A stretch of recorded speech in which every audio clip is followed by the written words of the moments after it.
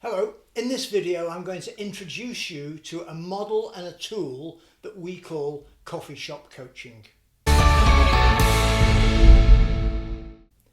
Before we get into the tool itself, I'm going to ask you to think about coaching from a different perspective and from your own experience. I'm going to ask you to pause the video and think about how you would go about coaching a sports person.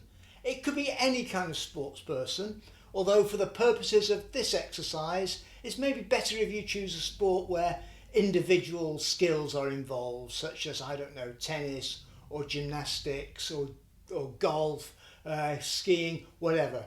It could be football, but let's imagine you're going to run a short coaching session with an individual.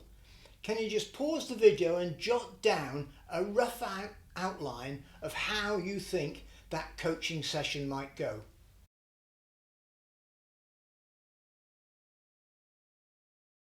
What I'm going to do is outline the tool that we call the coffee shop coaching model, and you may well find that the process we go through has a lot of similarities to what you've just written down and how you would go about coaching a sports person.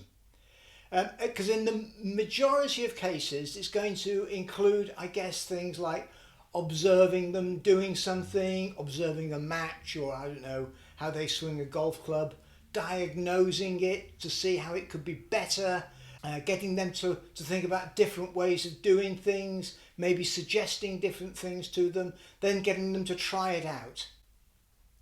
So this is very similar to what we're going to do in terms of coffee shop coaching, where we're looking at how we develop sales skills. Let me explain the process, and then there's an exercise to help you with diagnosing issues, a briefing paper on the whole model, an example of a sales manager using the approach, and some suggestions as to how you might want to go about developing your own skill of coaching. So, coffee shop coaching refers to short, informal, spontaneous coaching sessions. It's sometimes described as coaching in the moment, or curbside coaching, or water cooler coaching. And while it often occurs after a customer meeting, it can be practiced anywhere and at any time. You'll be using some key skills which, as a new sales manager, you should have from being a good salesperson. So things like observation skills, being able to accurately observe and record real customer interactions, questioning skills, knowing how to draw out information, draw out attitudes and preconceptions from people, active listening skills, involving both understanding what the salesperson is saying and at the same time communicating back interest and understanding, and giving feedback, which we've already talked about. Remember that giving feedback is critically important, and the key to doing a good job is to be as specific and non-judgmental as possible. For example, "that was a terrible opening" is of little use to the salesperson, while "in your opening you didn't ask any questions and proceeded to give a 6-minute company pitch, after which the prospect started raising a number of objections," that will leave the salesperson being less defensive and give them some real data which they can work with to improve their performance. So let's look in detail at the coffee shop coaching model. We've developed the model after many years of theoretical experimentation plus practical coaching with salespeople in B2B. It describes a very simple process that any sales manager can adopt to help their salespeople improve their practical skill levels. The model's a framework for effective skills coaching, and what we're going to do is just describe the elements. Setting the tone. Over time, if you're a good, supportive sales manager and your salespeople get value from regular coaching, this is not going to be necessary. Your people will be coming to you in a very open way, asking you to coach them. Initially, though, you may need to deliberately set the tone, which should be very positive, very supportive, very open. We call this coffee shop coaching because we find it's best done in a very kind of informal setting, away from distractions where other colleagues cannot overhear.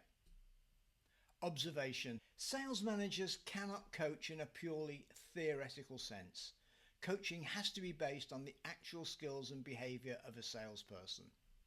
You will have to get out there and observe your salespeople in face-to-face or virtual calls, and you're going to have to allow them to make some mistakes. If you take over the meeting, then that particular meeting may end up being slightly better, but you will not be able to develop the salesperson so that they can improve in all of their customer meetings when you're not there.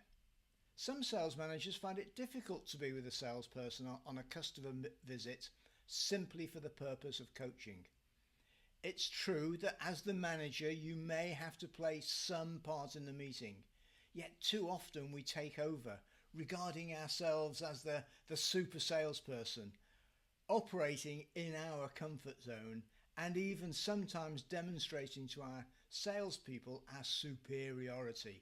So these temptations need to be resisted, and we should make it clear in our pre-meeting briefing session that the primary purpose of us attending this particular customer meeting is to observe the salesperson in action.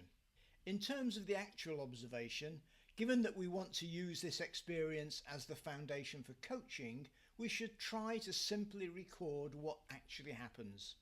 In its simplest form, this can be just jotting down what happens during the meeting and probably making special note of any particular words or phrases used by the salesperson or the customer, which have a major impact on the eventual outcome.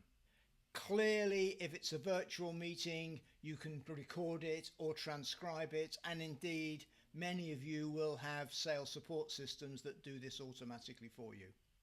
Occasionally, it's going to be impossible to observe a salesperson in a suitable meeting with the customer. In this case, it's very possible to simulate a customer situation by enacting a simple role play. Often we do this before an important meeting or where a salesperson has identified a particular issue that they're finding troublesome. While initially enacting a simple role play of a situation will seem awkward, once salespeople and sales managers get into the habit of this approach, it becomes natural and can be extremely powerful. Identifying issues. Once the call is over and before you start the coaching session, you'll want to identify those issues to be coached. Now, with more experienced people, this may be something that you will open up for discussion. However, even then, as the sales manager, you will want to have a good idea of those issues that you think are priorities for improvement. Any interaction between a salesperson and a customer is going to reveal many areas where the salesperson was not perfect in either their strategy or the actual tactics used. Now, all of us can really only improve one or two aspects of our performance, of our behaviour at any one time. So it's much better to identify just a couple of key areas to work on than trying to list out every non-perfect aspect of a sales call, in which case you just simply overwhelm the salesperson and have no hope of bringing about any meaningful improvement. Again, with more experienced people, while the final choice of an issue to work on may be the subject of discussion, you will want to be at least prepared with a small number of what you consider to be some priority areas for potential improvement. Having identified the issues to be worked, at least in your mind, the coffee shop coaching session itself starts. Now, clearly in the actual meeting there are probably some kind of preliminaries designed to create rapport and receptivity. However, as soon as possible, the sales manager coach will simply replay critical aspects of the meeting. The emphasis here is on factual accuracy and will consist of statements such as, the prospect said, tell them something about our company. And you immediately replied with, well, we're a multinational company with so many employees, etc. Again, many of you will have support systems installed where you can do this easily with virtual meetings that have been transcribed. Consequences. Following a replay of any critical incident, the sales manager coach will simply ask the salesperson what they believe were the likely consequences of their behaviour. An example would be, so what do you think was the impact on the prospect of you launching straight into a standard company pitch? Or something like, how easy was it for you to give a presentation that was relevant to the prospect? Our intention here is to get the salesperson to realise for himself or herself what was the critical issue. We will keep asking questions to uncover the critical issue, and only if it's obvious that the salesperson is failing to spot it would we ourselves suggest the consequences. So, options. Once the salesperson has identified an issue for himself or herself, you'll start exploring different behaviours on the part of the salesperson. So, good coaches tend to use the words different or alternative rather than better, which could easily lead to the salesperson becoming a little bit defensive. Wherever possible, we'll get the salesperson to come up with different approaches themselves.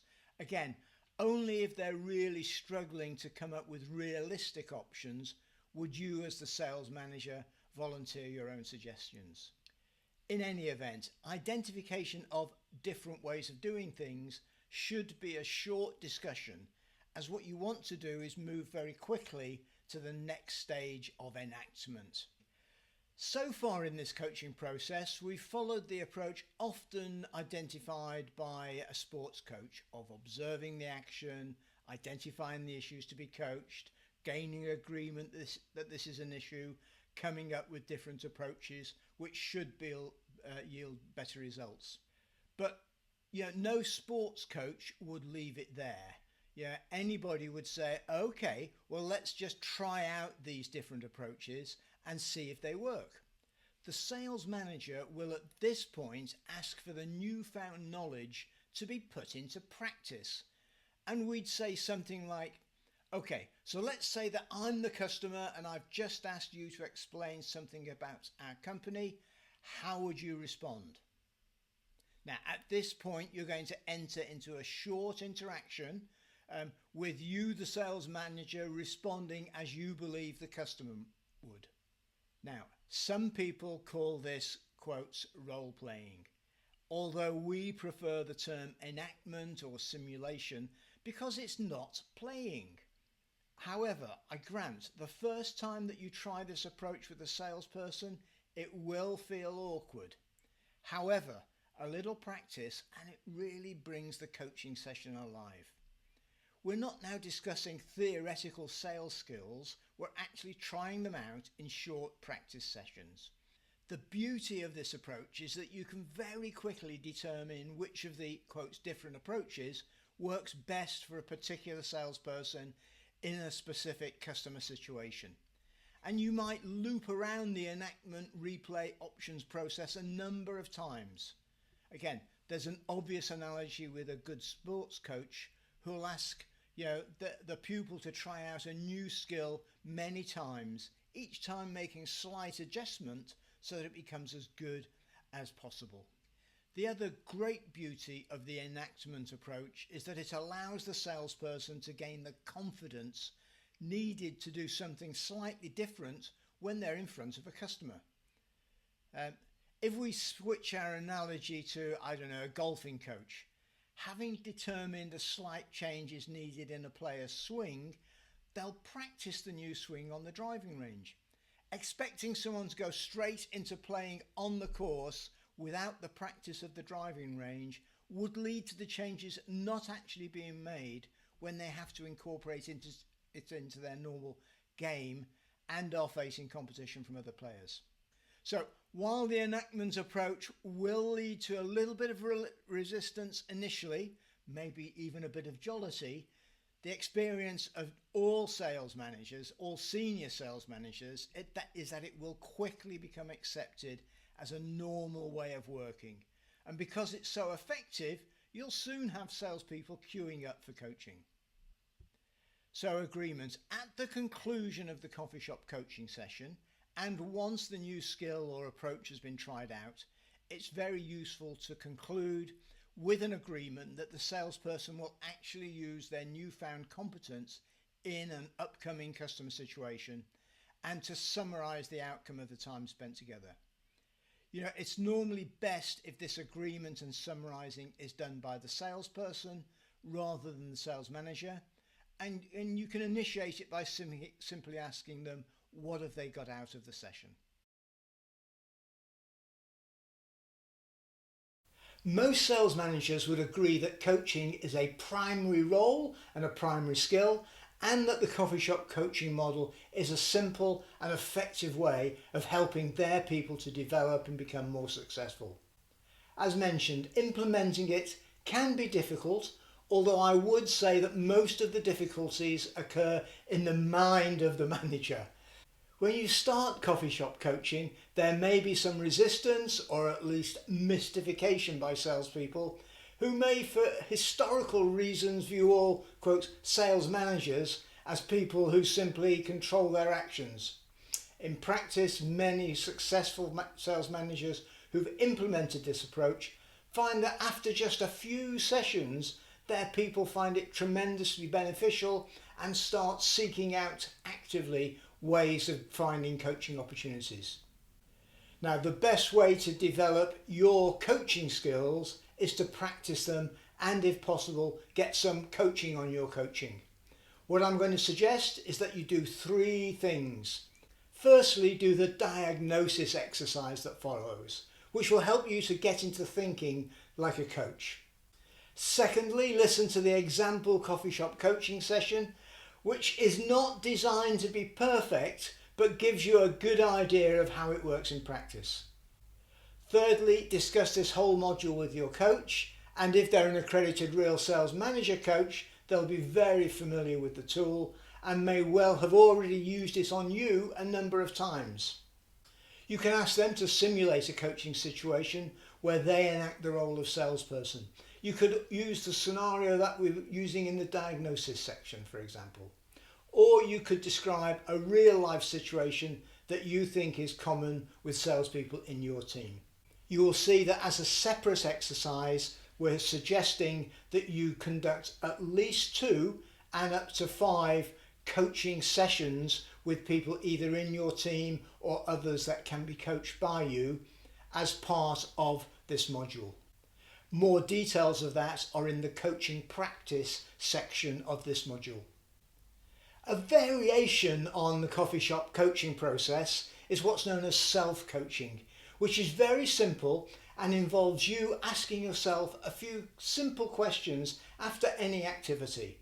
So just to review anything that you do and say, okay, so what actually happened then? That's the replay part of it. Asking what areas might I be able to improve? That's agreeing some issues with yourself. How could I have done this differently? So again, just give yourself lots of options. Don't be judgmental. How would this have happened in practice? So that's replay in your own mind how it could have gone. Continue thinking up different options and imagining the real life consequences, so that's that repetition loop, before deciding on what to do next time you're in a similar situation, which is the kind of agreeing with yourself what you're going to do. Be very specific in this whole process. I do it myself, but I make sure that I write it down, particularly write down at the end, do the summary of what I'm going to do different. With practice, self-coaching becomes a habit that all good sales managers use to constantly improve themselves in all aspects of the role all the time. Finally, I'd really encourage you to just do it. Give it a go. If you're a new manager, then try it out with your people. If you're an aspiring manager, I'd suggest that you discuss with your coach and maybe with your manager the possibility of you mentoring or coaching a junior member of the team, which would be a win-win all round, as you would get to practice coaching and they would get the benefit of developing their skills based on your expertise.